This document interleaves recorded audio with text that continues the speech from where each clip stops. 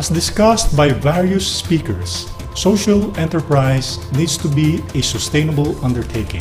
It means the products and services a social enterprise should be repeatedly sold and delivered to end consumers.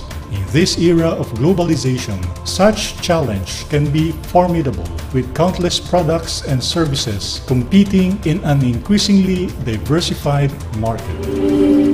In the era of globalization, market is king. The biggest mistake in enterprise development for the poor has been the focus on production. Social agents focus too much on the product or services that the poor can produce without thinking of who is going to buy them.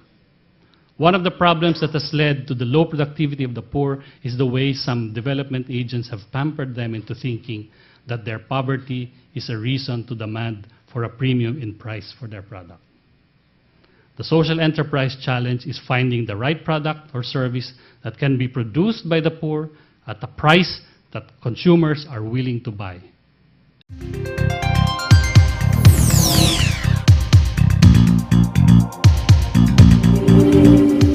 But what does the market want? What the market wants, and this is where we always say, you should be market focused, you should be market driven. You do not sell things just because you can make them. Oh, I can crochet, the women can do this, the men can do that. But does the market want it? Okay. So, market wants original products. They don't, well, the specialty market anyway. They don't want anything that you can find everywhere. There's a growing trend of natural and organic. Okay.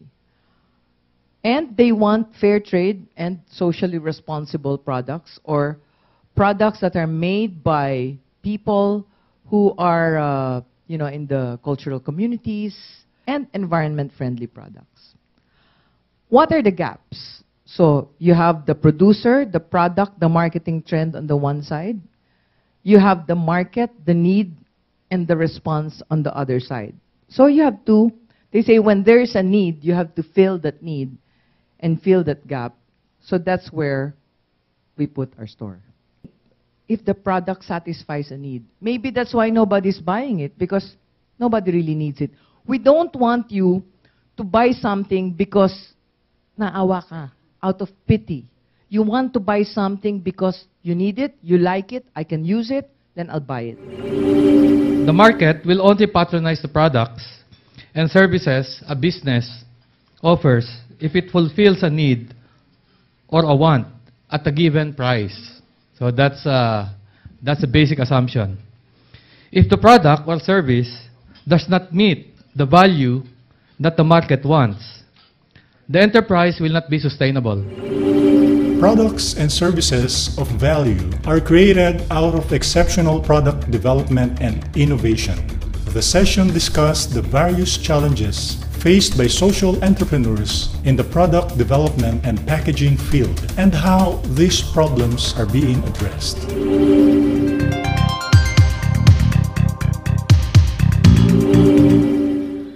I come from Negros Occidental, and when I was growing up, it used to be called the land of plenty. Yet, it was not sugar that brought my province into international fame. Actually, it was the photograph of a Negrense, which was plastered in newspapers all over the world, which brought us to fame. That was in the mid-80s. My province experienced one of its darkest nights at that time. Then, we were hit hard. Sugar farms went bankrupt. Laborers lost their jobs. 66% of our children were in either of the 3 stages of malnutrition. Majority of the people in my province were living below the poverty line. There were 15 women at that time who were among those who were enlightened. They began to seek to train themselves with new crafts to be able to transfer these skills to the wives of the sugar farm laborers, just to be able to give them a little extra pesos in earnings. After a few months, in a car park just a few meters away from here, these women were able to bring products made by the sugar farm laborers' wives. It was easy. We were sold out, and that was the beginning of our long journey on using social entrepreneurship as an agent for change in my province. And now I share with you the lessons that we have learned for these past 26 years. Lesson number 1. We social enterprises have an advantage. Our stories can sell to people's hearts. And that's what happened to us. Our products were crude. They weren't pretty. They weren't world-class, but we sold. Because the customers saw that hungry child of Negros, the malnourished child of Pregros in every product. And when he bought the product, he knew he was helping a malnourished child. It wasn't the product itself. Effective packaging can communicate your story. And look at that. You see the picture of box. It is heart-shaped. The heart-shaped box says, I love you, even without words. So you can have, you can have the most touching and heartwarming of stories, but if you don't have that packaging that tells the story, you still can't tell your story. Third lesson, don't overuse your story. After our first Negros Trade Fair, we got a second one in Manila, but this time our products did not sell. We went to Manila with hundreds of boxes. We went home with hundreds of boxes as well. Why? The story was overused. People were no longer looking at malnourished children. They were looking at the products, and the products were poorly designed. They were poorly packaged. So lesson number 4, you can't do it all alone.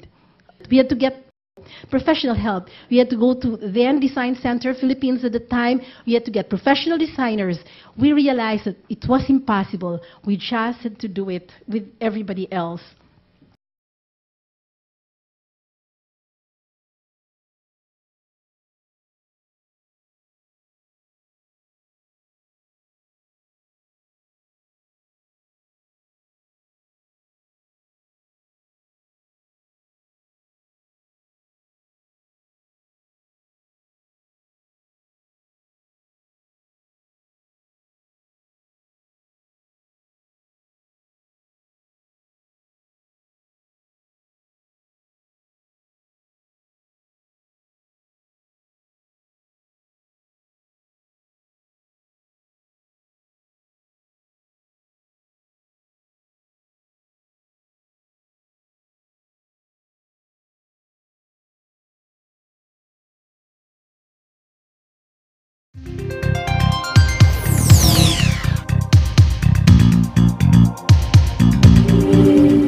My talk, we discussing the product development process. So here you can see the first part is on idea generation. This is where you do your research. First of all, you have to find out who your buyers are. There are two kinds of buyers, the middleman and your consumer. They have two different interests or objectives. You have to find out what are they're buying regularly and what will you make them buy more frequently. Next is coming up with the idea screening. So we go on to the concept development and testing, business analysis, prototype development, test marketing, and commercialization. Now, another area that is for consideration is the product life cycle. Now, here we can see there's the introduction. When is it a good time to into saturation and decline? So this is the story of your products. Good product dev is linkage of product dev to marketing. Thank you very much.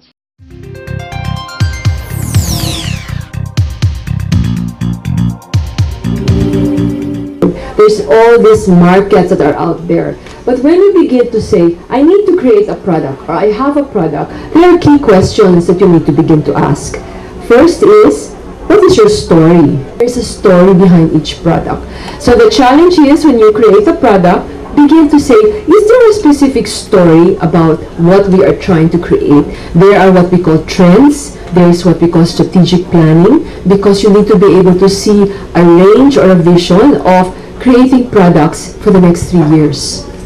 You have to be efficient, right? You can't create products where you're going to have a hard time finding your labor, materials, and your production group and organization if they're not around and ready.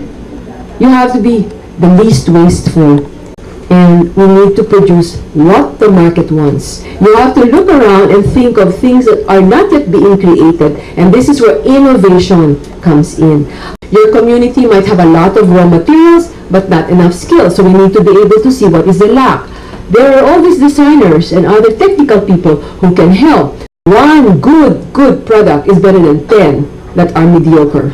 That's what I've always believed in, no? Just one good product. Focus there. One material. What is important in product development is packaging. And this is because when you see something on the shelf, and when you see 5,000 SKUs or items on a grocery, you look at it and say, wow, I don't know what to choose. Right? And we need to create more products that people consume faster so we can be sustainable.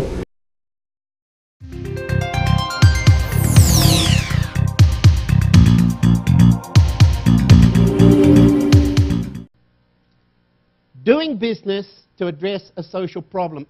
We chose a select group of entrepreneurs who demonstrated motivation that they could improve their products. We encouraged them to invest their own money, and we formed a trading company called Insol Trading Company.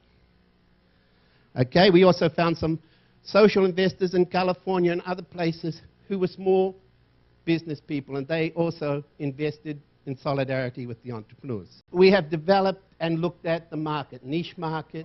We opened a Pasalubong Center. This one's in Columba Laguna. We also did Gondola. This one was in New World Hotel, but we put our products inside the store now. We have one in the Terminal 3. Because it's a micro enterprise doesn't mean they don't have style.